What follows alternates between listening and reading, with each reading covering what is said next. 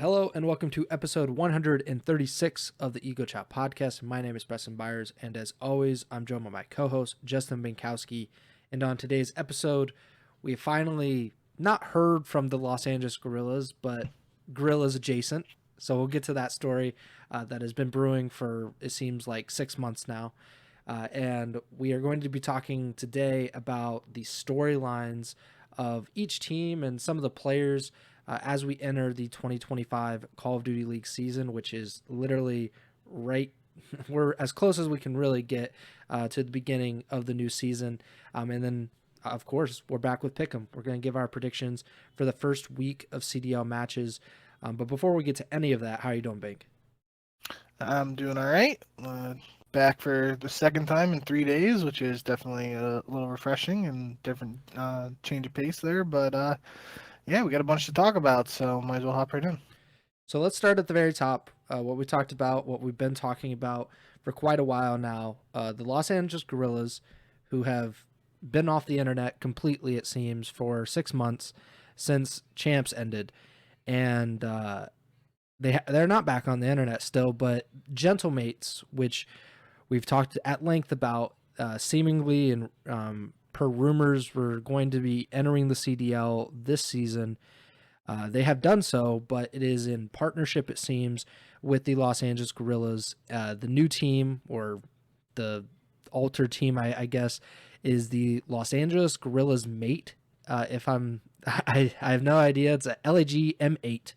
And that seems like how they're going to be doing things. Of course, the roster we already knew, so that's not much of a surprise. It was a confirmation. It basically, if you look at New York Subliners roster from 2023, the roster that won the World Championship, you remove Hydra and you put in Lins, that is the roster. And of course, there are, I saw that D-Real is coaching it, which again feeds into those rumors of the NYSL minus Hydra plus Lins. So overall, just confirmation now. How are you feeling about the possibly the worst team name in CDL history officially being confirmed? I'm gonna let you spit on that when we throw it back to you. It seems like you're pretty heated about that, and I do agree it's a pretty dumb name, and I wouldn't mind just like if we GA calling them that on the podcast for the season. We just refer to them as Gentlemates, but um. Yeah, the other thing, just real quick, that you were mentioning too was Marky B is going to be a part of the coaching staff. I think that's pretty cool. I guess that's a tie to LAG, and there was that whole thing. I'm pretty sure we talked about it on one of the podcast episodes a while ago, or might have just mentioned it in passing. But like Marky B put out a tweet in the summer around Esports World Cup, like saying like he was looking for work or whatever and wanted to stay in coaching but couldn't do challengers because he needed to pay the bills and stuff like that. And um Cody, why can't I think of his name now? Oh, I can't think of the streamer that we were talking Isn't about. it like Expose or something? Expose, yeah, geez, I can't believe I messed it up. He was the one who offered basically to like pay Marky B's bills for a whole year so Marky that he could. Bills. Yeah, I'm all over the place right now. But nonetheless, yeah, I messed that up. But either way, that was a cool storyline. But now, obviously, it seems like that won't be necessary because he's got a gig with Gentlemates. So that's good for Marky B, good for everybody involved. And yeah, it's nice that this is officially confirmed. Um, like you said, the name is definitely leaves a lot to be desired. I'm not gonna have any issues just referring to them the Gentlemates if that's what we decide to do. And yeah, I think we'll talk more about the roster and the stuff in a little bit, but it's obviously, like you said, the NYSL connection is there and trying to find some, success from a squad that did see success just 2 years ago. And obviously, a big piece is missing from that team. And trying to replicate that is going to be one of the storylines surrounding the team heading into 2025. But we'll talk more about that in a bit. I'm just happy that these guys are back in the CDL. I don't think it was ever in doubt that, especially like Kismet and Skies, that they would be getting a spot somewhere in the league this season. But it took forever. And I think this is a yearly tradition of at least one team confirming their roster the week of the week of the season, which is a ridiculous premise. Like, imagine the Pittsburgh Steelers saying, like, we're not going to reveal anybody on the roster until opening night or something like that. It's so stupid. Like, we don't even know who the quarterback's going to be until week one. It's a ridiculous premise, but it is something that happens every single year with the CDL. But You say that was the case for the Steelers this year because Russ got hurt and Tomlin was being secretive, but point still stands. yeah, but he told George Pickens, and then George was like, "I'll tell the media now," and so it all worked out in the end. But the team name, yeah, it is undeniably the worst team name because other ones are just uninspired and like boring. This one's just stupid because like they didn't get rid of the Guerrillas. It wasn't like they smashed those two names together. They just added a mate on the end of it, and that's not great. Didn't mean to rhyme that either, but I was trying to think while you're talking, like, what are some of the worst team names in CDL history? Subliners, not great to be honest. But again, I'm not too broken up about like that. It grew on me. Yeah. I think NYSL was just a catchy way to refer to them. Sure. I would say most of the team names are not great. I'm not even considering like the LA Thieves or like Optic LA, Optic Texas, Atlanta Phase, like that. That's whatever. The best one, in my opinion, was Florida Mutineers. I love the branding. I love the name. It was unique. So I'm kind of sad to see it go, but or that it's went. But I think the real winner, it didn't come to fruition, but it seemed like it was trending that way. If you remember, I'm sure you do, the Washington Demon Cats that was going to have Methods and those guys on it. And that ended up being the Boston Breach. Boston bought the spot, named it the Breach. I think that would have been a cool thing, but it did not work out that way. There were also those rumors back. I think Zuma's talked about it a couple of times on stream that before Subliners, there were some other options, and the one that always reminds me is the New York Pizza Rats. That would have been pretty heavily memed, I feel like, but I think that's another one that would have grew on me with time. It's kind of just funny. It's like that would have been a sign to me. Like it's kind of ironic considering the COD League's trying to be more serious with like geolocation and city-based franchising, and then you got a team called the Pizza Rats. Like that would have been kind of comical, but I think as time went on, I wouldn't have hated the Pizza Rats. But the other one too, you can't forget, as much as we have praised Minnesota for how well they've done just as an organization from a branding perspective and communicating with media and the community and their watch parties and all that. I still remember when the rocker name was announced. I'm just like, what the hell is that letter between the R and the K? Like, I was still confused. I was like, how am I typing this? Like that was a whole thing, and I was just like, so yeah, there have definitely been some interesting names over the years, but I think you're right. This one is just kind of like two separate names thrown together and really doesn't make any sense to me. I know we're most likely never gonna get the reasoning behind why this is what happened, other than the potential rumor of just like paperwork not being filed on time or whatever for an acquisition, which that would just be a whole other thing with LAG. Like I would assume it would be on LAG's end, them not getting something done.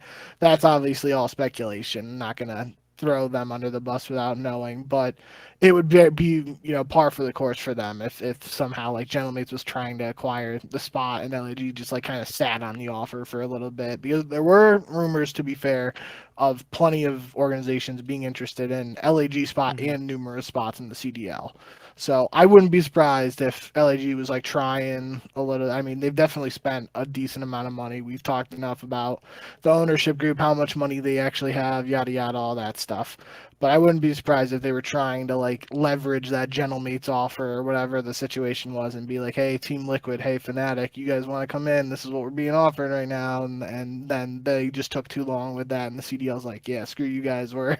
We're moving forward. You got to figure it out. And then Gentlemates is like, well, what the hell? We had this offer. So LEG's like, okay, we'll just throw your initials at the end of the team name and call it a day. Yeah, I mean, it wouldn't surprise me. Anything with Guerrillas at this point is not surprising whatsoever. Um, Other than the fact that they are legitimately existing in any shape or form in the year 2024 and probably the year 2025. I don't think we can guarantee that the name Guerrillas will be a part of the CDL in 2025, but it seems a lot more likely now that we've gotten this official confirmation.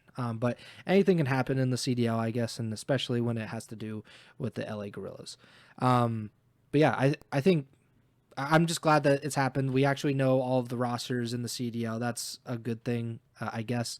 And hopefully we won't have to debate about LAG or talk about their existence or whether they will exist or not for at least a month or two. Let's get into these storylines. So I texted you earlier today, and I just said like come up with some storylines for the CDL as we enter this season, and so maybe people that aren't kind of keeping up with the CDL or maybe are tuning in for the first time or something, maybe they can take away something from this podcast and go into these matches just thinking about a certain aspect of a team or a certain aspect of a match. So I would like to start at the bottom of our list. Not, the people don't know what our list is, but at the bottom of our list, we put the Vegas Falcons. And they were actually the first team that I thought about when I texted you this, because I had a question that I want answered at some point this season, and I think it'll probably be earlier than sooner rather than later. My question is, can they prove to be a quote legitimate CDL team? What I mean by that is obviously there's a lot of trepidation or a lot of skepticism that they will be competitive in the CDL, and I think a lot of that is very legitimate. Like that is a legitimate thought to have. It is a legitimate question to have about this team because the only thing, anything close to the CDL that we've seen of them is the Esports World Cup. They gave FaZe a better match than expected, but even the worst teams in the CDL do that on occasion. Or, the Boston Breach, they won whatever 5 matches last season. They took multiple teams to game fives and they gave them a run for their money, but yet they lost the vast majority of their matches. So it's going to be on the Vegas Falcons to prove that they belong. Granted, everything is. This is a friendship league. People like to say that, but I wonder if they're able to prove that. And I'm not exactly sure how they will go about proving that, but I want to get your thoughts on that. Is that something that you are thinking about as well as we get closer and closer to their CDL debut? Yeah, I mean that's the biggest question around this team just heading in is like what are they going to be capable of? Are they able to hang with these guys like you mentioned Esports World Cup and um I don't remember the exact team, but I know like saying they lost to a Challengers team is a little. It's not totally disingenuous because they were the Challengers champs, but the team with like Arcides, Paulax, what was it, Two Real and Yuli, I think was the team. Whenever they won Challengers champs, and obviously Arcides a two-time Mm-hmm. odd champs winner and stuff. So like it's not like a Challengers team of just 4 amateurs who have never been pros, right? But uh, Falcons lost to them at the Esports World Cup. That was one of the teams they lost to, and um, I think there was the potential for them to, and there still is, to be fair, to get these reps if they're able to practice in North America and play against some better competition. There is the potential for them to improve. From my understanding, they just recently arrived in North America. I believe they're competing out of Dallas, and they just recently got here. So that like if they got here like a couple months ago, obviously that's COD's been out for a month. So let's just say if they got here a month ago, right when Black Ops 6 came out, and they were grinding right off the rip, playing against all these NA Challengers teams and even some of the pro teams, if the pro teams were willing to scrim against them, then there would be the potential for them to enter this season with, maybe slightly higher expectations. But the fact that they're just recently getting here, I feel like that's a little bit of a missed opportunity to capitalize on that, just the chance to get better practice right off the rip. And that kind of like puts them on the back foot even more than, they potentially already were as guys who don't have CDL experience really and are coming in and basically just being thrown right into the fire of the big boys, and how are they going to be able to compete. So I definitely think it's going to be challenging at first. We've heard some stuff about these guys having individual skill and being talented. Obviously they have to uh, have some talent, and to the extent of an organization being willing to put them in the CDL at all, because you're not going to like just have 4 random guys going if they can't even shoot straight, right? So it's going to be challenging.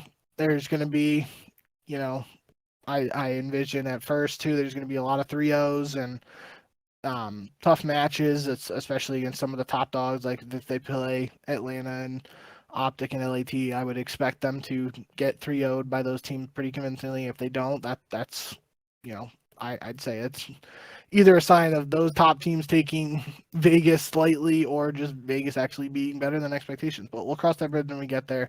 But yeah, other than that, like Clay obviously stepping into a coaching role for this team, the impact he is able to have, that's going to be a huge part of the growth and development of these players. So I'm going to have my eye on that. And then I know I've raised this in other podcasts and just mentioned it in passing, but like if this team does struggle as much as people are expecting, is the Vegas Falcons going to commit to them long term as their roster, or are they going to be willing to drop the bag on a quote unquote super team and then move this roster to like a challengers team? That's kind of where my head's at with them, and I feel like that's the inevitable future unless these guys just come out and start frying right off the rip, or they develop into a top 8 team by the end of the year. If they make champs, I feel like that's a major accomplishment for them. But yeah, other than that, I think it's gonna be an interesting season for them. It's going to be filled with challenges. How they're able to adapt and develop and grow as players, as a unit, and with Clay, Call of Duty legend, coaching for the first time. They got some tools to support them. It's just gonna come down to how they're able to put it all together. There weren't that many questions, or to the same extent, about the Heretics last season. I was kind of thinking about why that would be.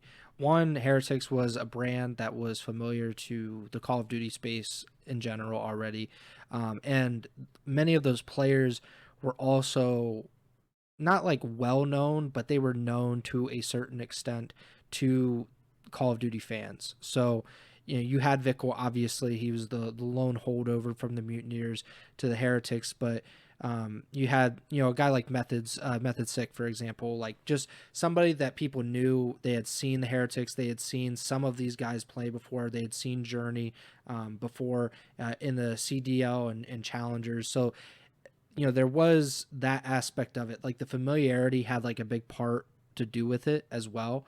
I would also say that just in general, like Spain is a much more respected Call of Duty space than Saudi Arabia, where we don't know, like, people aren't familiar in general in North America about like who are the best players in Saudi Arabia. Like that's not something that really comes up in conversation. But like somebody like Ringcore, I've never seen this guy play before, but I had heard the name because like, you're part of the European space, and to a certain extent you could be part of the NA space. So there's always that. And I think it'll be interesting to see if there are any other similarities between this year of the Vegas Falcons and last year with the Miami Heretics, who had like a very good start and then they kind of crashed back down to earth, and they settled somewhere in the middle. They ended up making champs, which I think we both agree was a big step for them. It was a big accomplishment for a team full of Spanish guys, some of whom like had never played in the CDL before. And they even had a few midseason roster changes, and they were able to make champs at the very end of the season. So if, like you said, if Vegas can do that, then that's a huge accomplishment. That's something like the Boston Breach when they came into the CDL. We said, you're super late to this whole thing.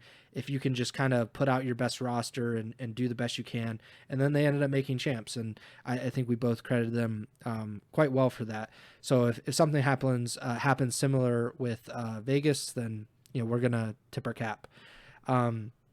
Staying with one of those other bottom teams who we expect right now, we both put them near the bottom of our power rankings. The Boston Breach, the worst team in the CDL last season, had absolutely no good PR going for them, especially their supposed star player Snoopy. My question is, can he shake off the reputation? Can he kind of shed what people have been saying about him for the past year or so? Of course, Slasher is also back in the CDL, so I'm sure the Carolina versus Boston matches will be something to actually watch now. And then there's the thought of someone like Cammy, who was an MVP candidate just a few years ago, but has since kind of bounced around rosters and then fallen out of the CDL and back in the CDL. So what are you looking for at Boston? What do you think of my potential storylines, or what my inner monologue is when I watch Breach matches now? I mean, even just to elaborate on the Cammy thing you just said, like even someone like Awakening, like we literally have nicknames like Big Wake, Monster Wake, Giga Wake, like all those names. Like he's a guy you expect, a game like Vanguard where probably 25, 30 kills was the average. He was dropping 40, 45 in some maps outside of like Bow Cage where like there was some off an outlier 50 bombs here and there. But nonetheless, yeah, I mean, like, can Awakening return to that form? Like we saw literally, like he entered the league with Florida Mutineers and made an immediate impact. Obviously, that was all online and was just like the online home series or whatever, but he saw immediate success. Like, can he get back to that and get back to that form that we've seen him capable of being, like, essentially an all-star caliber player? Yeah, I think the Snoopy storyline has to be the main talking point for Boston. Like we have mentioned it on multiple podcasts, even like heading into this offseason, we basically said like you got a couple options if you're Boston. Uh, you keep Snoopy, build around him. You send Snoopy down to challengers and build a different roster on the main team, and then have a challengers roster with Snoopy where he's still under contract and you can call him up if he does well in challengers, or you just cut ties with him entirely. Obviously, they went for the first option there to continue to build around him. And I will say too, it's just worth mentioning there were the reports as early as I feel like it was like what, September. It had to have been early September. Where reports of potentially Boston just laying off everybody and exiting esports, and them sticking around is definitely worth keeping an eye on, seeing how involved they are as an organization and stuff. Because as I've mentioned before, they were one of the few organizations willing to host a tournament and did so in back-to-back years, even though they were one of the newer teams to enter the league. So them sticking around as an organization is important, and hopefully we get some more clarity on their planned involvement in the CDL, whether it's just this year and they try to sell their spot, or if they are committed to trying to be a franchise long term here. But outside of that organizational aspect, yeah, Snoopy has to be the main focus for this team. What is he capable of? Can he show that he's worthy of being that guy to build around, as such a young player who has had a turbulent start to his career? All eyes are definitely on him, I feel like, for Boston in almost any match. And another part of it is the game fives, if they can shake some of that, because I did a quick count, so maybe it's not entirely accurate, but the gist of it is, from what I saw, they were 2-12 in game fives last season. So that accounts for nearly half of their losses. They lost 27 matches, 12 of them in game fives. Like, that's kind of ridiculous to have that low of a win percentage in game five. So if they can, like I said on the last podcast, if they can win like half of that or like a fourth of that, that actually helps them, in a huge way. So that'll be another thing you can watch for Boston if they get into game fives, if they're able to actually win them on a consistent basis. A team we've already talked about, but we didn't really dive any deeper into the LAG mates, or we're just going to call them Gentlemates or LAG or something like that. The biggest thing, obviously, because this is such an NYSL heavy team. This is we talked about it, 3/4 of the championship team from 2023. My biggest question is, can Lens be this team's Hydra? Because Hydra, we have no doubt about who he is and what he can be. One of the best players in the CDL over the past, basically since he came into the league. Granted, there was a little shaky stuff in his rookie season, but since then he has been lights out. He has been the phenom, the French phenom that we all expected him to be. A season MVP, a world champion, the best player in the league, or one of them for pretty much the last 3 years. Can Lens, who did not show that, he did not show that potential last season, is he going to be able to get to that level, or is it even fair to expect that? Because but the only reason I ask is because it's the same roster, but Yeah. he swapped in for Hydra, and Hydra was a huge piece to them winning the world championship, and I would assume that these guys still have the same expectations or the same kind of aspirations. So what do you think about that? Yeah, I like the way you worded it, and I think that's I might sound like a little repetitive of how you said it, but that's what I was thinking while you were talking of how I wanted to phrase it. And this is absolutely not intended as disrespectful to Lens. It's probably more so out of respect for Hydra. But the simple answer is no. Based on what we've seen so far, Lens is not Hydra. And I don't really think there are many people who could be Hydra, especially in the form that he was for that Subliners team in 2023, where he won MVP and they had one of the best seasons in CDL. They won 2 majors and champs, I believe. So, um, yeah, it's very big shoes to fill. I think that's worth the best way to word it. And Lens just didn't show that he's capable of playing at that level yet. But on the other hand, I feel like, and this is purely saying it without looking at the numbers and stuff, I feel like it's pretty fair to say that Hydra improved greatly after his first season of CDL, and he wasn't this world beater MVP type player in his first season. Now there was obviously visa issues, and it took him a while to come to that New York team during Cold War. If I remember correctly, it was like Major 3 or Major 4 or whatever. It was toward they had like there was a whole bunch of stuff going on with that team that year. Um, so I don't, obviously that was his start, and I don't think it would really be fair to Lens to say expect him in year 2 to do what Hydra was doing in what would his third year would have been 2023, I or was that believe his second? so. Regardless, all specifics here. I think Lens he has been hyped up, and if this team is going to be successful, him performing as best as he can is going to be a major component to their success. Um, and we just, if he takes a big leap forward here in year 2, then this team could be a very strong team and even a contender for one of those like fringe 4th through 6th place spots that we were kind of talking about when we were doing power rankings. Um, the other half of the sub duo is Kismet, affectionately known as 99 Kiz. And one of my big questions is going to be, is he going to be able to have the same impact on the map and do what he was able to do in 99 Kiz form without Hydra next to him?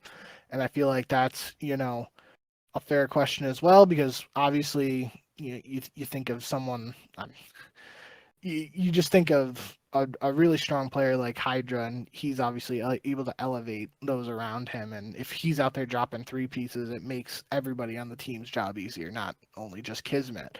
But Kismet's that guy who is willing to, do the dirty work. He doesn't. He's shown he doesn't care about the KD, and he'll do what's necessary to get a win. But can this team compete in that fashion without somebody being in that Hydra role? Is Kismet going to have to Yeah. step up his slaying unless Lens is able to, pick up some of the slack, and then Kismet can do what we know he's capable of. Um, The other thing is Priesta after just a really Yeah. down year with Boston last year. Like, what is he going to be able to produce on this team? So I feel like there are questions around this team, despite it being, uh, the all the similarities to that 2023 subliner squad that saw so much success. But um, new year, new game, Hmm. new organization with a really shitty team name. Hmm. Um, we're just gonna have to see if these boys have what it takes to put it all together. So a lot of pieces here to keep eyes on for the squad as we start play this weekend. To finish up at the point with Linz, and I like the way that you said it. Like, what are they capable of? Like, how good are they if they don't have Hydra?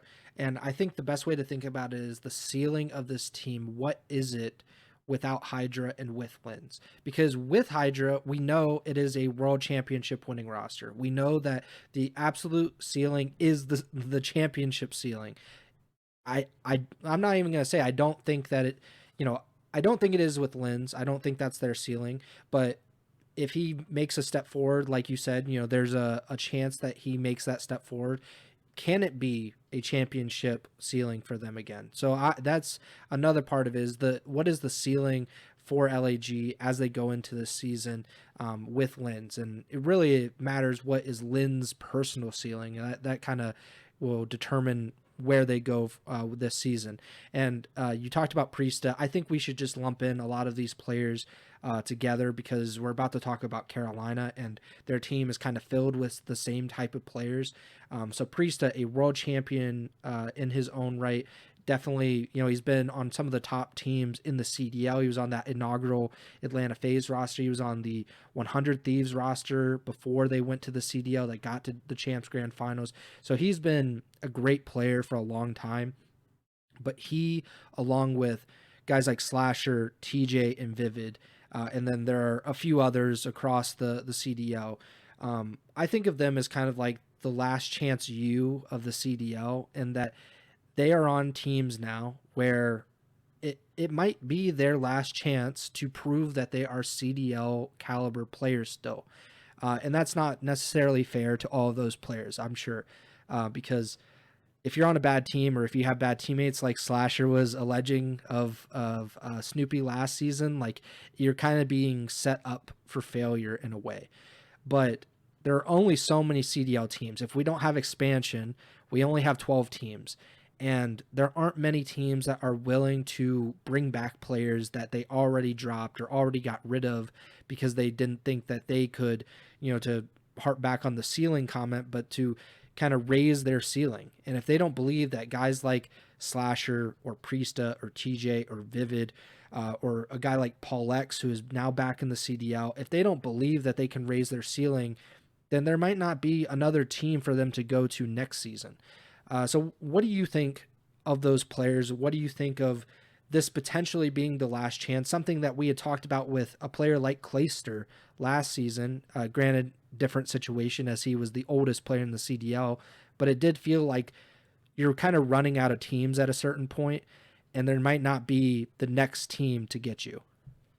Yeah, I don't know age-wise if Slasher is the oldest He's player now, but close, if I not. just remember I mentioned it on one of the episodes. It probably would have been the one where we were talking about Clay and accuracy retire. I believe it was Brian Stats on Twitter who like tweeted like the only three players returning uh, this year who competed in Ghosts, which is 2014, are Attach, Slasher, and TJ. And I remember that because I was arguing like, yeah, TJ. In my head, really came on and like that stunner team with Hook at the start of AW, so I didn't really even classify him with like Slasher and Attach there, and obviously even Slasher to an extent, he wins that first event where Aches is playing with the stitches in his hand or whatever in AW, and Attach has his moment where he's trying to wall bang the fence on Warhawk, S&D, and Ghosts. But even that, I mean, so you're just thinking like those three guys were towards the start of their careers Mm-hmm. back in Ghosts, and now they're at the point 10 years later where they're the last three players who were competing a decade ago still. So it kind of puts it in perspective that yeah, I mean it's coming to that point where if guys like Slasher don't see success this year, there will be questions around how much longer he's going to be competing. And obviously, I think very highly of Slasher. I think he's a really smart player and really talented leader. So I expect him to be able to bring out the most in somebody like Gwen, which I think, on a more positive note, that's got to be the main storyline for Carolina this year. Is like, you got the rookie of the year, you were able to keep him. There were those rumors around Carolina potentially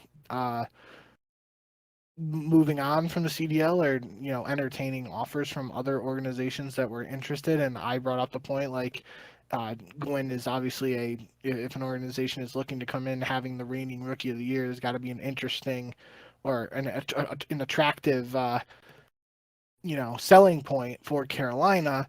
But they're able to keep their spot and they're able to hold on to the rookie of the year. He wasn't like poached by another team. So like, what is he going to be capable of in year two? A lot of pressure is going to be on him, I feel like, to continue to develop and only improve as a player, and show, especially towards the end of last year, there was the stuff with Abuza and like Abuza saying he deserved rookie of the year and all that. I think in year two, Gwen's got to come out and just come out firing and prove, like, yeah, I deserved rookie of the year if that's the case. And if not, like, if he struggles out the gate and Abuza becomes the star for Vancouver, it's going to be, we might have to have a debate about, yeah, well it's rookie of the year, did it go to the wrong person in 2024? But that's obviously for a later time. I think, yeah, you mentioned Slasher, potential last chance here. I think someone like Vivid, especially um, with at least like the rumors of him being on an AR now, like, I don't know if it's necessarily his last chance, but he's had a lot of chances, it feels like, too. And even a guy like TJ, you know what he's capable of. You know he's going to be a solid SMG player who's really good at search. So, um, outside of like the potential role swap for Vivid there, like, what Vivid, Slasher, and TJ bring to the table. And if this team struggles, like, it's very realistic that this could be their last chance in the CDL. Obviously, I think highly of all those players, and I hope it's not the case. And I hope this team sees some success and doesn't really matter. But yeah, that's got to be at least mentioned, and it's going to be what people have their eyes on, I think, going into this year. I hadn't thought about it until you said something, but then I looked it up, and according to COD Gamepedia, so if they're wrong, then don't blame me. Um, the oldest active CDL player is not Slasher, it is Classic, who is a substitute for Atlanta FaZe as far as I know, but Slasher is the oldest starter in competitive COD, really. Um, Slasher is 30 years old, if you can believe that, which makes me feel incredibly old myself. So he's the oldest player, starting in the CDL, and the next oldest player would be Attach at So 27. He would turn 28 during this season. Yeah, so I'm feeling 103 right now, because I'm only a year younger than Attach. Granted, Gunny is still 18, but it is, I'm not feeling great right now. But I just found that pretty interesting that, just from an age perspective, and you have to think about it in terms of like eras and the guys that they came up with. There are fewer players just naturally that started playing with Slasher and Attach that, teamed with them multiple years ago. Like, and just on that alone, like, if you think about 5 years ago, there were guys that played with Slasher was like, well, I'll definitely give a chance to Slasher, even if he has like a bad game, because I know what he's capable of. But there might be players now that are like 18, 19, 20, where it's like, well, I only know like this version of Slasher, and I'm gonna pick this other guy that I played in challengers with or something like that. And I could see that being the case. And the chances kind of run out for a lot of CDL players, or pretty much all of them. If you're not like Scump, there's really not that many unlimited opportunities around here. But I liked your point about Gwen as well. Like, he has to, it's not like him taking a step up is like, well, he didn't perform well last year. It's like, no, like, if this team has any chance to be like, competing for that fourth, fifth spot, he's going to have to be their best player by a mile. And he's going to have to play even better and kind of continue his trajectory, as we do expect him to do that. Next team, Minnesota. This is a team that I am completely. I have absolutely no idea where this team could go. I think it has a pretty high ceiling, but a very low floor as well, because there's so many question marks with this team. And I think part of that is there isn't this established, old, wise leader that we tend to put on each CDL roster. They have a bunch of young, relatively young guys who are somewhat unproven at this level. And then you bring someone in like Paul X, who I just mentioned. Like, could this potentially be his last chance, because he's been in and out and in and out of the CDL? And I think part of that is no fault of his own. A lot of that comes down to just different rosters, and there's only 12 teams. So sometimes if one team, kicks you out and doesn't include you in those plans for the next season, you could be kind of SOL, and you're just sitting there and like, well, I guess I'll play in challengers. But he's a guy that's been kind of kicked around the CDL now.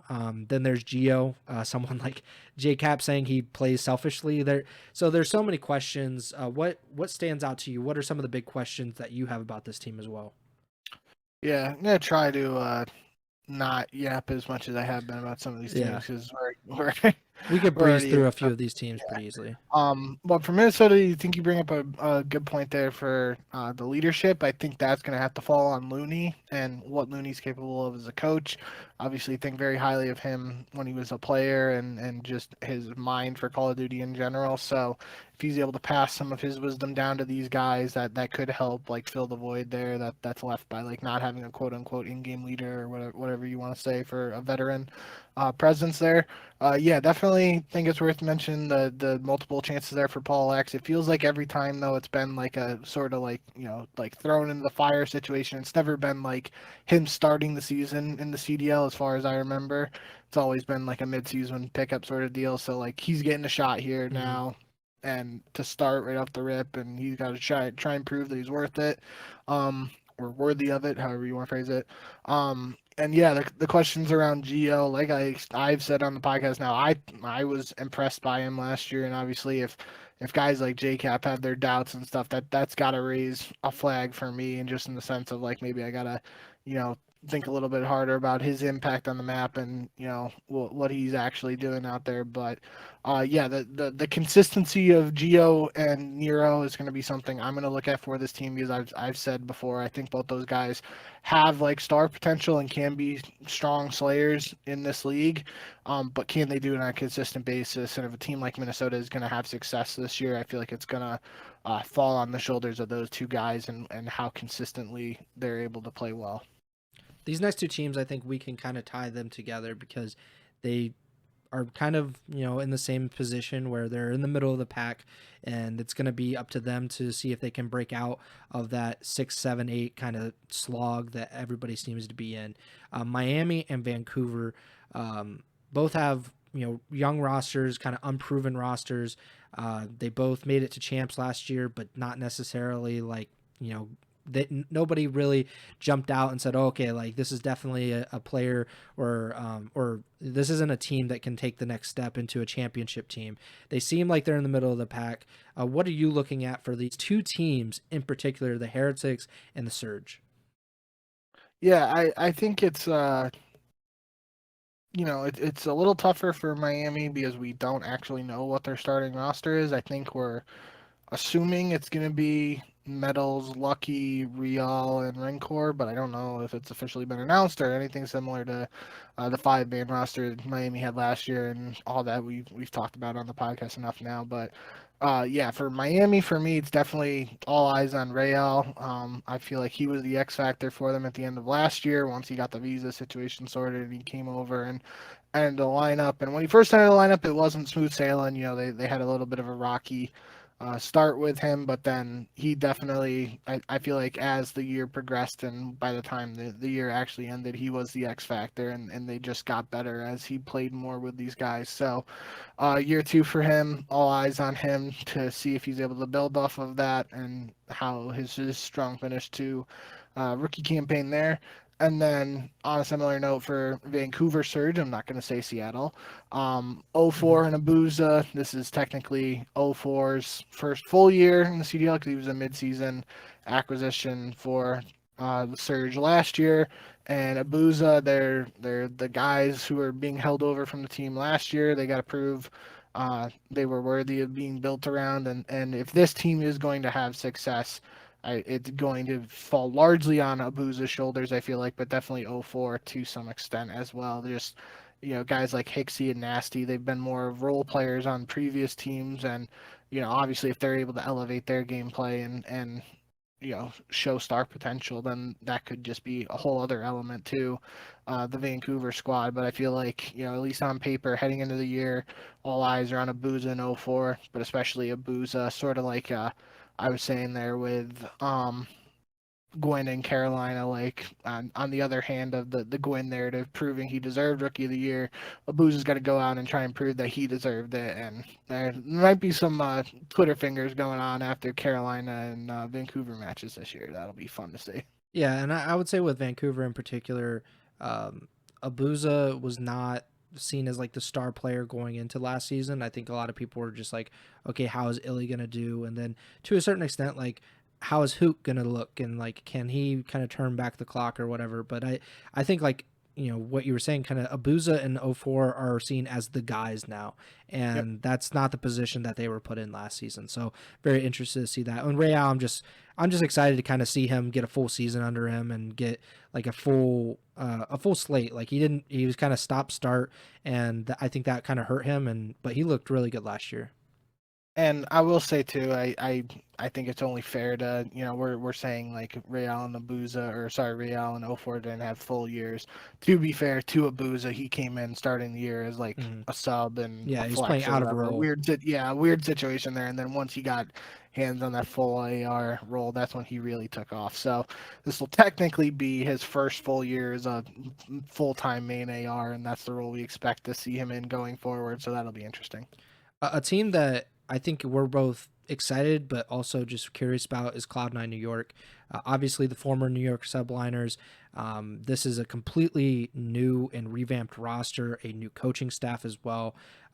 It's something to really think about because obviously you have Sib coming in, and he's I think he's like kind of a polarizing player in a sense because he's never been the guy on his team. Like he's always kind of seemed like a secondary player, and that's not to belittle him or anything, but for the first few seasons of his career, he's playing next to Pred, who got a little more shine, a little more glory, and was seen as like the star player of that Seattle Surge roster. And last season was very hit or miss with this team, or for his team.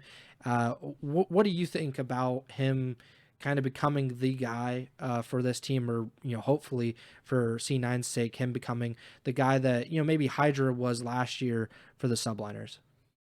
I think that's the most interesting narrative around Cloud9 is like Sib was announced as a restricted free agent. That was Cloud9's like start to the Yeah, offseason, right? Then this whole thing with the LAT super team and potential Gentlemates super team and all that happened, and that's when I was kind of like, okay, it went from potentially Hydra, Kismet, and Skies looking for one on Cloud9 to Sib looking for three on Cloud9. So it's gonna be this is first off for starters. This is C9's like return to COD, and they're already dealing with the COD roster mania stuff to that extent. welcome back. So yeah, like I've said on the podcast, Sib is just a super talented Slayer. Like shoots incredibly straight, really strong player. Can someone like attach be like that leadership guy to just bring out the best in him? And obviously, he's seen his most success when he was playing with somebody like Accuracy, right? Like now he has Accuracy in his ear still as a coach, but when it was just him, Pred, and Mac running around in Accuracy, like doing his thing behind them, like Sib was frying, and that's what if this team's gonna be successful, we gotta uh, see Sib just absolutely shooting laser beams out of his AR. The other just massive question mark around this team is Mac. Like no matter how you look at it, Mac didn't compete last year. Now he's back in the CDL. We've seen Mac at his best in the past, like even back when he was first coming into the CDL with New York Subliners, which conveniently was with Attach.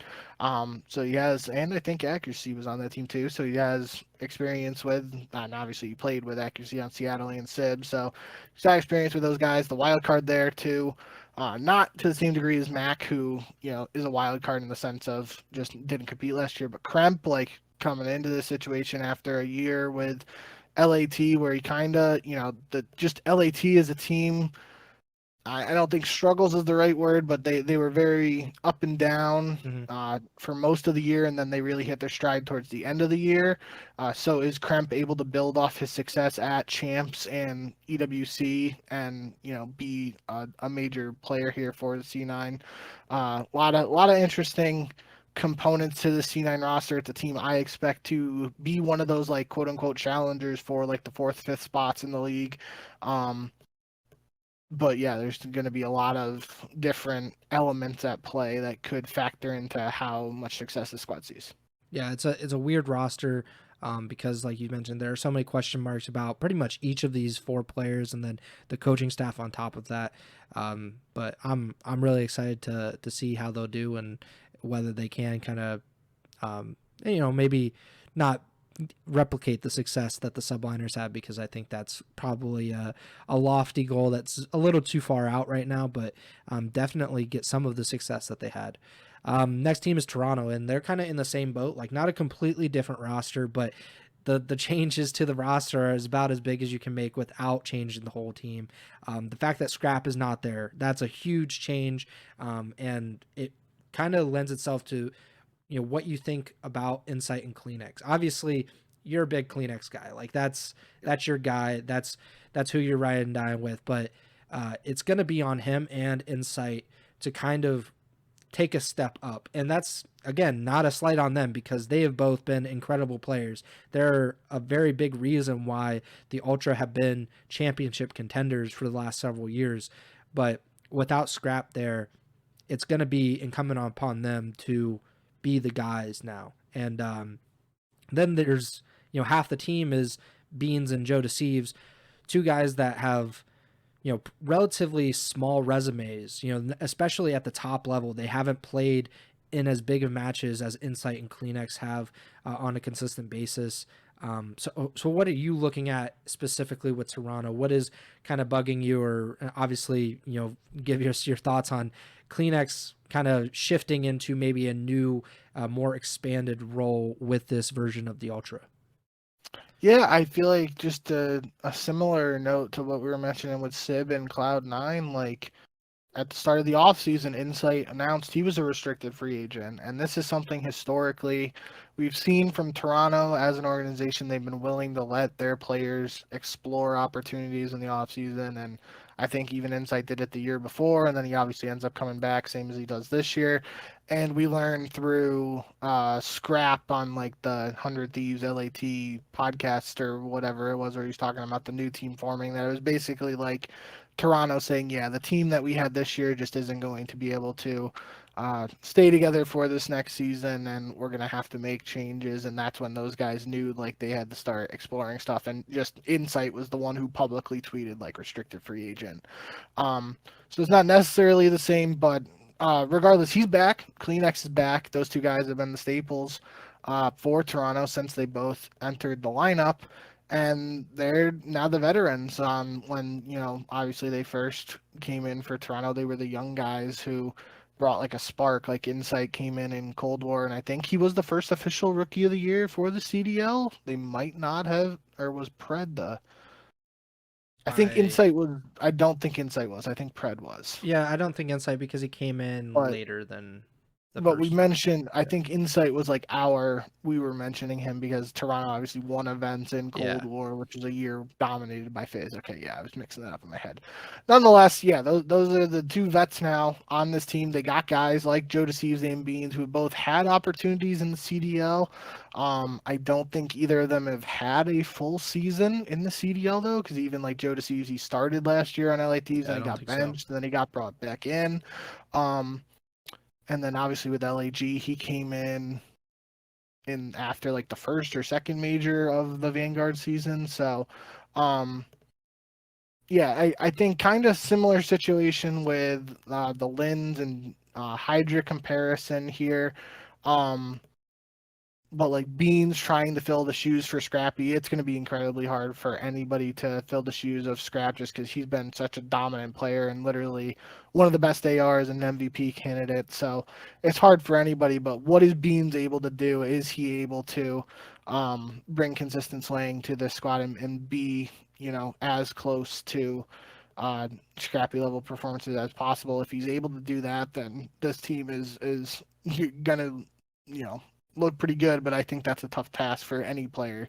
So, all eyes are going to be, I mean, on all four of these guys, really, but for different reasons, like you said. You got half the squad there. Joe DeCeves and Beans are new guys coming in. What are they capable of? And then Kleenex and Insight that they got to, still show what they're capable of. And they got new players to mesh with and all that stuff. So it's going to be interesting, I think.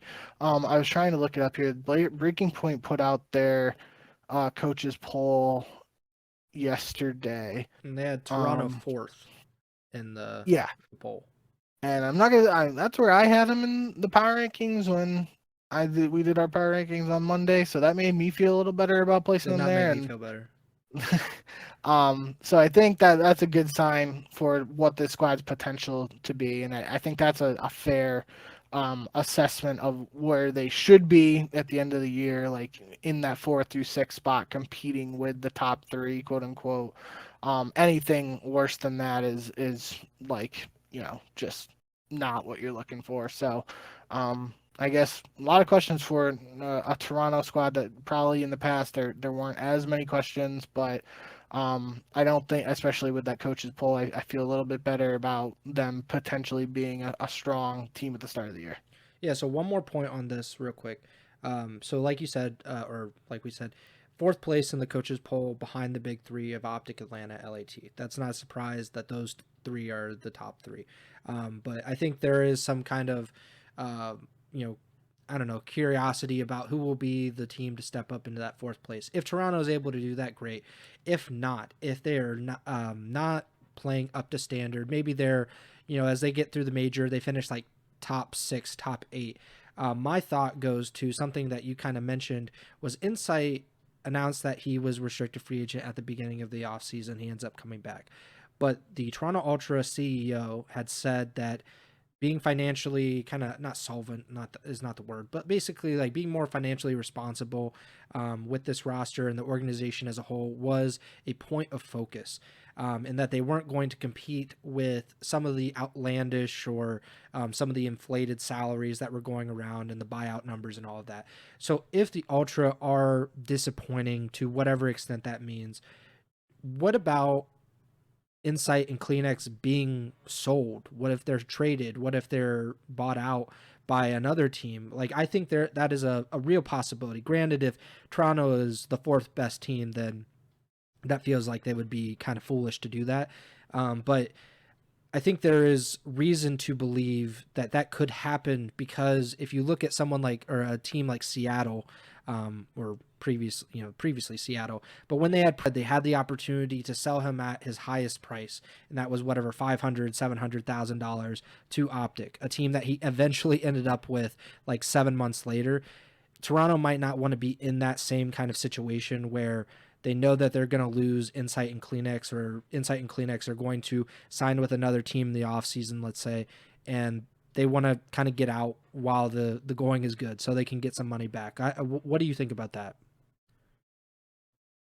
I don't know. Like, I guess to some extent that wouldn't be like, totally out of the playbook for Toronto. Like we saw, um, well, actually the method situation, I don't think they ended up getting rid of him. It was more just him being benched and they kept him around. So I don't really know what I was thinking of, but regardless, I mean it's weird to like think of like sports comparisons, but like you think of guys like Kleenex and Insight who've been so loyal to the organization, at least seemingly, on without knowing what goes on behind the scenes. Like they've been around with the same organization for so long, you feel like the organization would do everything they can to like put them in a situation and with their best interest at heart. But at the same time, it is a business at the end of the day, and um, you don't know what's gonna happen. But Yeah. I mean, there's obviously like some offers where if for whatever reason like Kleenex gets an offer from Phase Optic or LAT, it feels like if they're willing to throw a bag at Toronto, like Toronto's probably going to be like, oh yeah, we'll take that, and Well, maybe we won't have as strong of a team, but we made some money out of it. But I don't know. I feel like that's not the vibe I get yeah. from Toronto as an organization, but it's not out of the realm of possibility. It's a weird one. Especially like I'm thinking of a team like Cloud9 where we have these question marks about their current roster.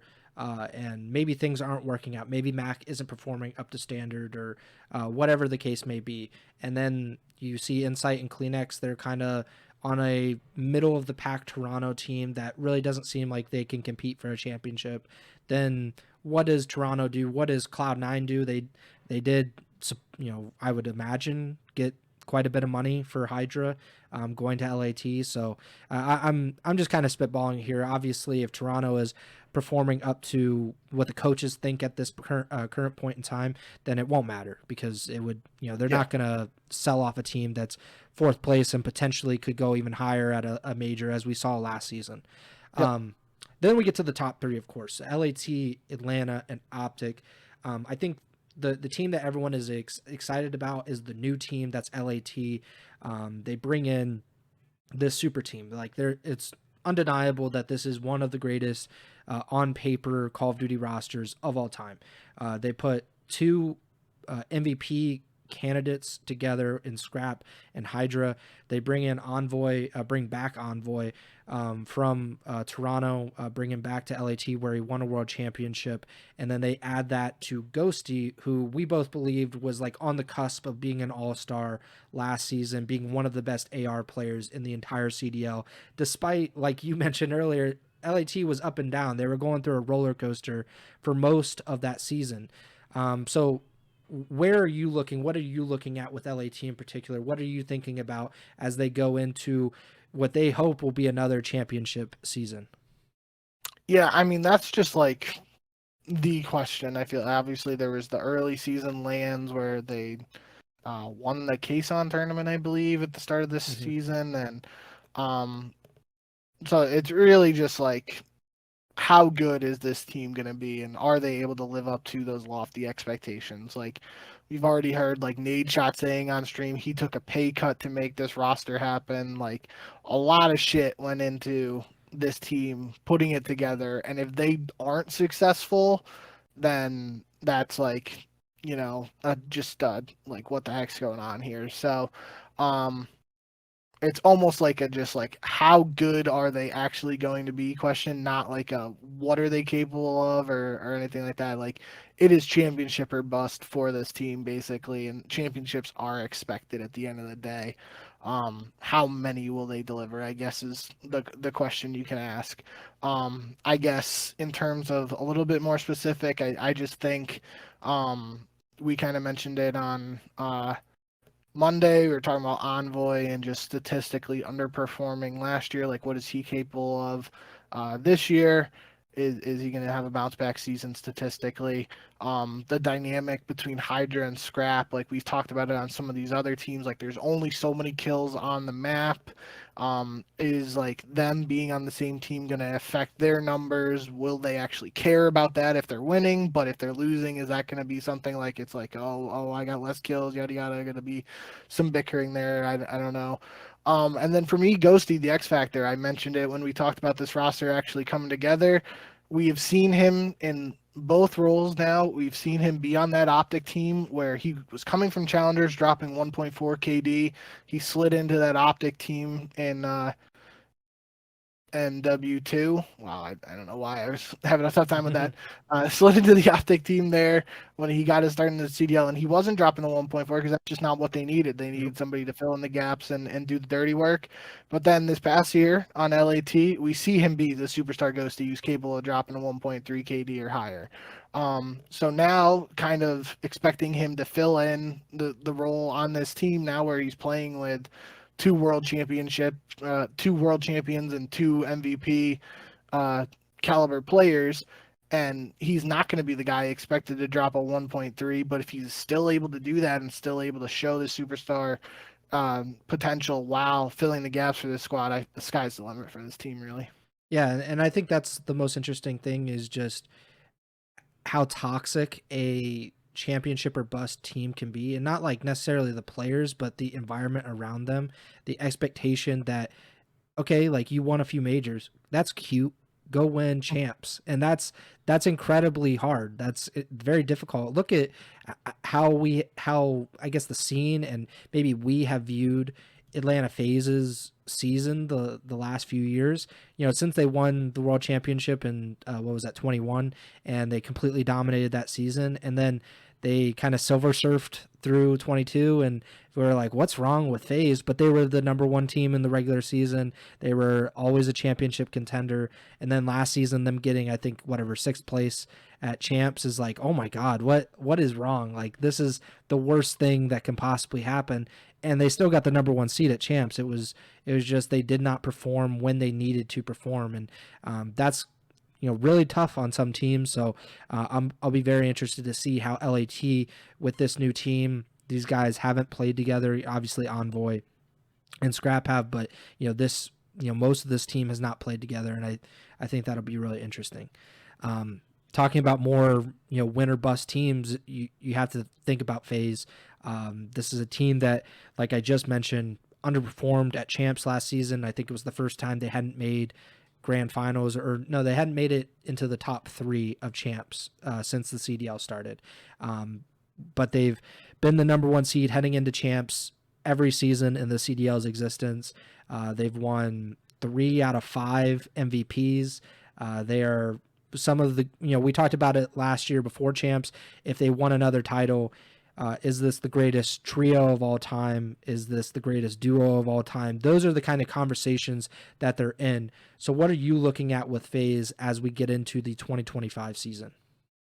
Yeah, I think the main thing for me is really just Draza's role on this team, and just the narrative around Draza is like every year for the past couple years, FaZe has decided to make one roster change. It was always usually a change at the AR position, whether it was Arcides to Slasher, Slasher to Draza, and obviously there's some like debate about like Draza coming in as a flex and Celia moving to main AR, yada yada. But they decided after the champs struggles, but they win Esports World Cup, they decided to stick with Draza, which I think has to be the first time since they won champs with Arcides, and they kept Arcides for the following year, and then they obviously made the switch after that to Slasher. So it's been at least a couple years now since they decided to stick with the same roster for the following season. Like, Draza just has to prove that he can be the key piece for the squad to go back to the championship aspirations. And I don't think aspiration is the right word, because like you said, like when you're in the conversation of best duo and best trio possibly of all time, those you always have championship aspirations. It's another case where Atlanta expects to win championships and multiple championships this year. There have been questions around Celium's play style. Does Celium play too much for stats? I feel like that's been a He's new big narrative Dashy. around him. Um, Obviously, I think very highly of Cell, and I think it's I don't know. I feel like that's always just gonna be the way he plays. Is he's really good and he gets a lot of kills. So like, why would he completely reinvent himself? But Yeah. also at the same time, he feels like the type of player, like he's not super outspoken. But everything you hear from the guy when he does interviews and stuff is about winning and trying to perform well. And I feel like if someone like Crowder tried to talk to him about his play style or something, it was like, hey, maybe we do a little bit of less of this and a little bit more of this, he would be like, oh yeah, I'm going to do that because it helps the team. Um, So yeah, I guess keeping an eye on those ARs there and seeing how they continue to play is going to be a big key for Atlanta. Feel like last year, I think if I'm thinking for the All Star team, like the only phase guy who wasn't on the All Star team was Abezy, and obviously all the longtime Ego Chall podcast listeners know how highly I think of Abezy. So maybe like another narrative or storyline here around phase is what can we see out of Abezy? Um, or expect out of him this year. And then obviously you got Simp, the reigning MVP. There was a little bit of chatter there at Champs when Hydra was saying that MVP was mine and all that. So is Mr. Lair going to be able to prove that he deserved MVP, which I think that's kind of just silly at that point because obviously everybody knows what he's capable of too. So I'm kind of yapping right now, but yeah, not a lot of specific questions for FaZe really. I just feel like it's going to be um interesting to see what they are able to do to try and just move on from last year as a unit and improve and build off of 2024 and fresh start in 2025 with the same boys. Are they able to get past some of those demons that they had last year? Although even last year, like they had a really good stats against Optic and struggled against Toronto, I believe, and where in previous years it was like they struggled against Optic. So it's always like um, little coin tossy there with who they're able to uh, have success and who they struggle with at the top. But nonetheless, yeah, obviously this is just a team you expect to be in every single Sunday this year. Yeah, I forget what I remember us talking about it, but I think it was last year they were really good in search, but then not good in like the respawns or like not good compared to like what they're used to. And Or then yeah, the previous season it was the opposite. They were struggling in S&D, and then they were good in the respawns. So like I don't know, like they're playing on the edges. Like they're always, they're trying to be at the very top. So, we're kind of grading them on a curve. Like we don't talk about phase and we won't talk about optic and LAT the same way we talk about like Boston. Like we don't expect the same things. So, we just have higher expectations of a team like phase. And then, let's talk about Optic. They are the defending world champions. Obviously, Optic, the most popular team. If you're just now tuning into competitive Call of Duty, I actually don't even need to explain what Optic is because that's probably why you are getting into competitive Call of Duty in the first place. But defending world champions, that alone makes me kind of hesitant to. I don't think either one of us picked Optic to win champs because I think you picked well, now FaZe.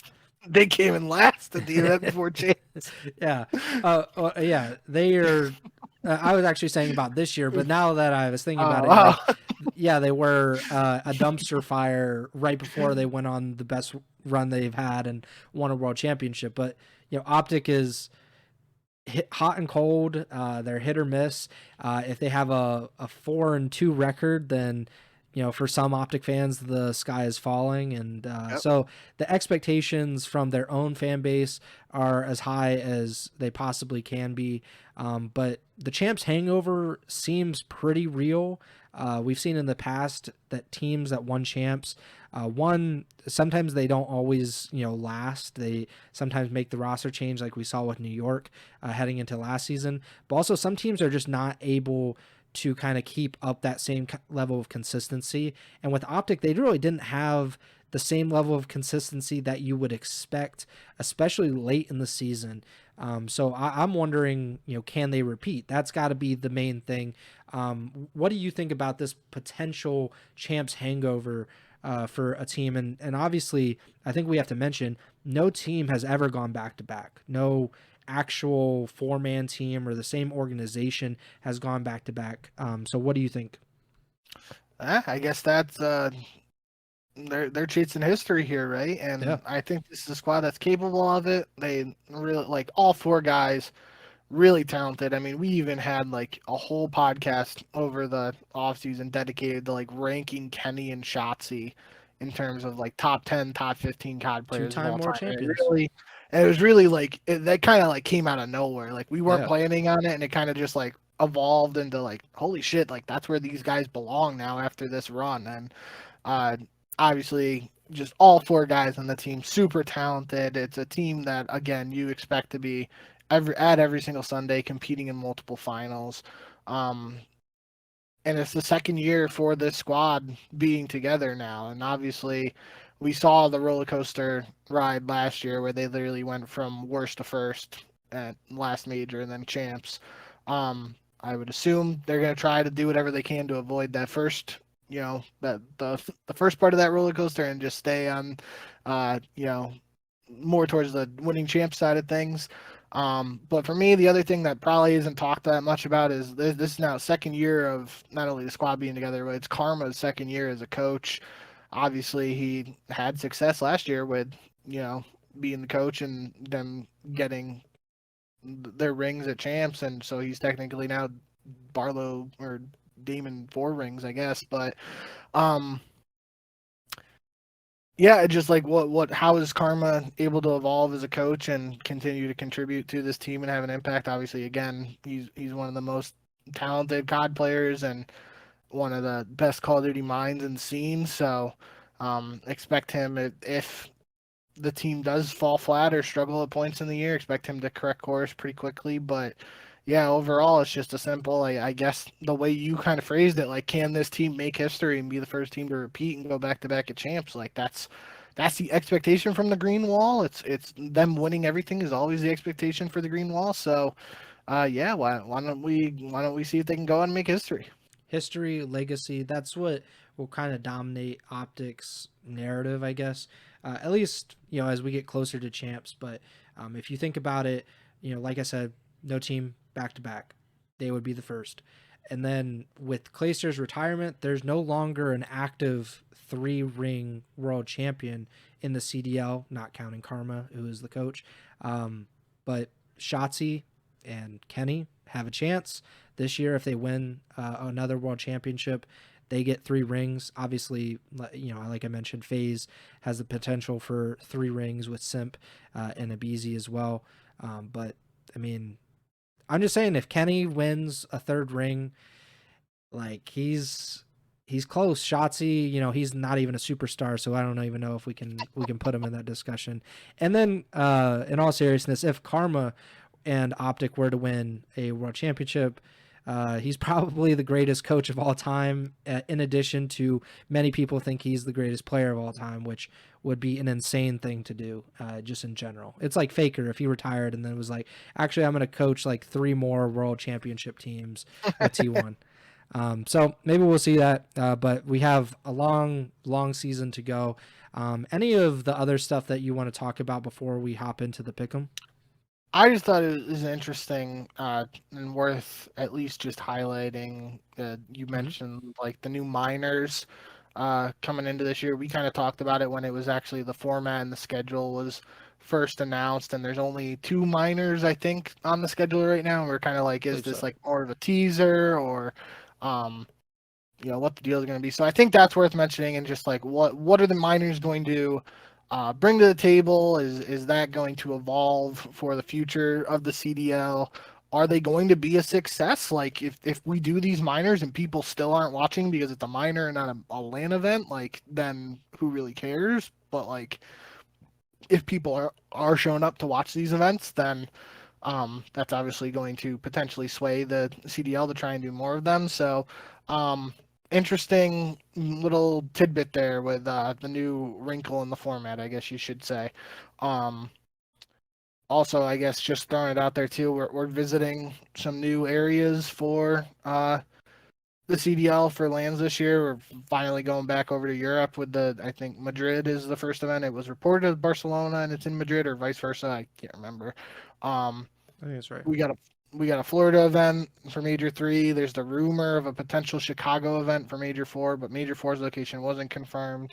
Um, so yeah, some new locations. Is that potentially going to be something going forward we see more of too? Obviously, we got to get through this season first before we look ahead to that. But yeah, I think other than that, we talked a lot for over an hour now on a lot of storylines heading into the season. Season's less than 48 hours away. Yeah, so let's get into these matches. Let's give our predictions, of course. If you've ever tuned in before during the season, we do our pick'ems. Previously for the first 4 seasons of this podcast, we did the pick'em on the one show we did a week. Because we're doing 2 shows now, the pick'ems will always be done on the later one, closer to the matches. So these will go out on Thursday morning, or if you're watching live, Wednesday evening. But we're gonna pick each match, and we keep tally of these as we go through the season. Bink and I were neck and neck throughout the entire last year. I think it was like over 75% of the matches that we correctly predicted. And then Bink took one for the team. He fell on his sword. He decided to pick opposite me in the Champs Grand Finals, and that ended up being the difference maker for the pick'em. So we were literally one match apart. Hopefully I'll be able to establish a lead, even though I think I was perfect in the first week of the pick'em last year, and then I kind of screwed it up the rest of the way. But we're going to go through each of these matches for the first week of the Major 1 qualifiers, starting with Friday, December 6th. CDL opening day. I don't know if you're going to the ballpark to see this one, but LAG versus Minnesota. I'm gonna go with the Gentlemates. Maybe they can prove something out of the gate, or maybe LAG online madness will be enough to drag them through. Yeah, I'll go with Gentlemates too. I just think, I guess technically we are starting with a little bit of a revenge match here for Linz, but I don't think he was necessarily dropped from Minnesota. But either way, yeah, I'll go with Gentlemates here. Just, they're more of a known quantity, I guess you could say, than just Minnesota's squad, which I've said I think highly of Gio and Nero, but I haven't seen them play together. So give me Gentlemates for the first one here. And then we have the most lopsided opening day match that you can think of: the defending world champions versus the Paris Legion Memorial Award winners from last season, the Boston Breach. I'm going to go with Optic Texas. I'm assuming you are going the same. I will as well. The Vegas Falcons, their CDL debut versus the Carolina Royal Ravens, a revenge game for assistant coach Clayster. I'm going to go with the Carolina Royal Ravens. Yeah, I will say, I mean, a lot of people have been pretty low on Carolina heading into the season. They were like basically uh, in the tier right above Boston and Vegas in the coaches poll on breaking point. So I've talked about this on the pod for roster changes and stuff, like new team coming in, you don't want to play Optic Phase or LAT for that first match, and like a new player joining a new team, you don't want to play one of the heavy hitters right off the bat. So this is on paper, like if you rank Carolina as like a 9 or 10th best team in the league and you expect Vegas to be 11th or 12th, like on paper this is a winnable match for Vegas, but I do not expect Vegas to take this one, so I'll go with Carolina. But like I said, if you're starting out in the league, this is one match for Vegas where they're like, we might have a shot. Let's see what we can do. I still think Carolina takes care of business here. Final match of Friday is probably the best match, at least on paper. It's a rivalry that isn't really a rivalry anymore because we don't have scrap here. But Atlanta versus Toronto, a championship rivalry, so to speak. I'm gonna go with FaZe, but I'm very interested to see how the Ultra fare in this type of matchup. That's how I feel too. Obviously, excited to see Clean back in action for Toronto, but give me FaZe all day. Saturday, December 7th, the Vegas Falcons versus the Miami Heretics. This has to be, like, I'm not going to say it's like definitely that, but it might be one of the first matches like in CDL history that doesn't feature a single American player. I'm sure Brian Stats can, do something there, but I think it's got to be at least one of the first. So I'm going to go with Miami, but I think this is, if you're going to put Vegas in a good position to win at least one match, going up against Miami and Carolina would seem like two of the more winnable matches that they have in their opening week. Yep, I'm right there with you. I can't pick Vegas until I see them playing against these teams, so I'm going to go with Miami. But again, on paper, this is one that it's not against Optic, FaZe, or LAT, so you got to think Vegas thinks they have a chance, but I'll take Miami here. Minnesota versus Boston. I'll go with the Rocker just because I have lingering bad thoughts about the Boston Breach and picking them when I thought maybe they're going to break their losing streak, and I'm just not going to do that at this point. I mean, similar situation here for like what we're saying with Vegas. This is a winnable match for either of these teams. I'm going to go with Minnesota too, just because again I've talked highly of Gio and Nero at this point now, and I'll put my not money where my mouth is. I guess my pick 'em bucks where my mouth is. Um, but yeah, I guess this is a winnable match and obviously a big one for Snoopy here, coming off what you expect to be a tough match against Optic. We'll have to see what both squads are capable of, but yeah, give me Minnesota over Boston. Vancouver versus Toronto. I actually think this is like kind of a difficult one to pick because I think I'm not as high on Toronto going into the season. Like I'm more skeptical, I guess, about like if they're a definitive like fourth, fifth team, and I think Vancouver could be pretty good if, especially if Abuza takes another leap and 04 kind of continues to prove that he is a really good CDL player. I'll go with the Ultra, but I think this match could be a lot more entertaining and a lot closer than some people might think. I mean, another rivalry match here for Hicksy, right? So, Yeah. I guess that is a factor, but yeah, I'll take Toronto here too. I just expect more from the Toronto team overall, so I do think this could be an interesting one, but I'll go with Toronto. The Saturday finale, another banger, LAT versus Cloud9. This should be a revenge game if I've ever seen one. Literally you got a guy from New York that left the star player. He leaves for LA, and you have this pretty much brand new team in New York, but one guy who was going to be a free agent and now is on the team, supposedly going to be the star player. I'm going to go with LAT. I would imagine most people will be, but I think this is a great way to end on Saturday. Yeah, totally agree. I mean, Hydra versus Sib in a match where Sib was seemingly dropped from the team because of Hydra potentially, and now Sib is the one still on the team. So, yeah, give me LAT, but this could be an interesting one. Again, I didn't really watch the Kason tournament too much, but I know at least I'm pretty sure both of LAT's like series wins or the series wins that they had were reverse sweeps, I believe. Um, and we again, one of the talking points around Cloud9 is their search and destroy. So if Cloud9 is going to be a good search and destroy team, and LAT was having like again very early, but dealing with like reverse sweeps or whatever, so it could come down to the searches. But yeah, I expect LAT to take this one. Sunday, December 8th, Gentlemates versus the Carolina Royal Ravens. I'm going to go with LAG. I'm kind of banking on Lynn's being the truth, but I think this is going to be a pretty interesting one. Yeah, I'm going to go with Carolina here. I'm not really super thrilled about it, but we've been kind of chalked for the first 2 days, so I want us to have something different here. Miami versus Vancouver. I'll go with Miami. I'm not like entirely sure. Some of these that you're gonna have to like be a little bit out on the limb because you have absolutely no idea. So I'll go with the Heretics here. Yeah, give me Vancouver for this one. Optic versus Cloud9. Gonna go with Optic until proven otherwise. Yep. And LAT versus Atlanta. Pretty much the only way that you could end this, maybe other than Atlanta versus Optic. Man, that is an incredible matchup. I'll go with LAT. I knew you would. But maybe Draza will get his revenge. Yeah, that's the storyline here. Draza versus Scrap for the first time of the 2025 season. Obviously Scrap had his number last year, I believe. I really think maybe Major 2 was the only time Atlanta. No, I don't think they played at Major 2.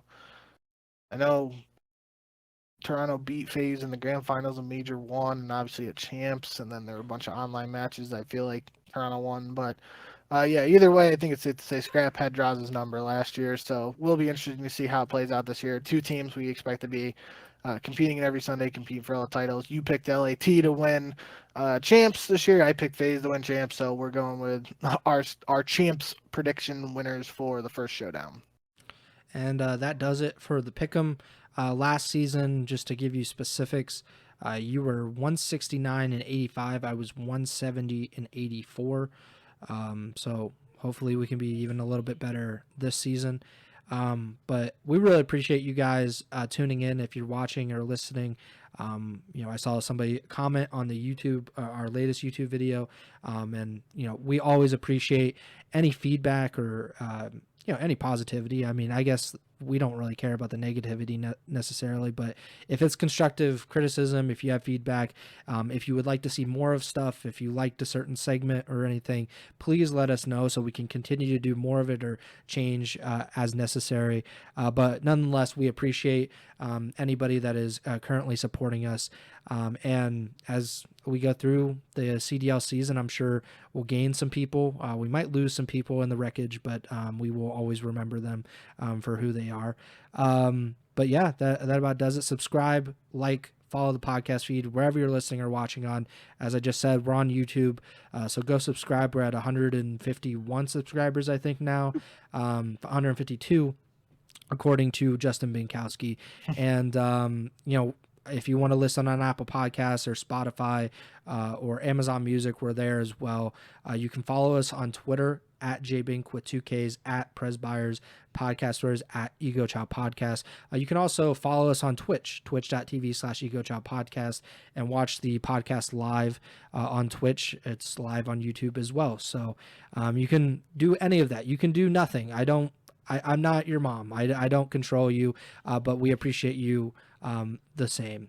The next show will likely be next weekend after the matches, but the best way to keep up to date regardless is to just follow the podcast feed or subscribe to the YouTube channel or follow the Twitch channel. Those are the best ways because then when we go live or we upload a podcast, and then you can just listen to it or watch it right there. That's enough of me rambling. We had a long episode. We've had 2 long episodes this week. The first and probably ever. I don't know the last time that we did 2 episodes, maybe an emergency podcast here or there. But that's enough of me. Bink, take it away. Yeah, I'm done yapping too. So thank you guys as always for all the support. We're finally here. Season starts, like I said, less than 48 hours from now at the time of recording. So really looking forward to the season. Really looking forward to giving you guys, breaking everything down and giving you guys all the content we can think of for this upcoming season. So yeah, thanks as always. And remember to send the chow.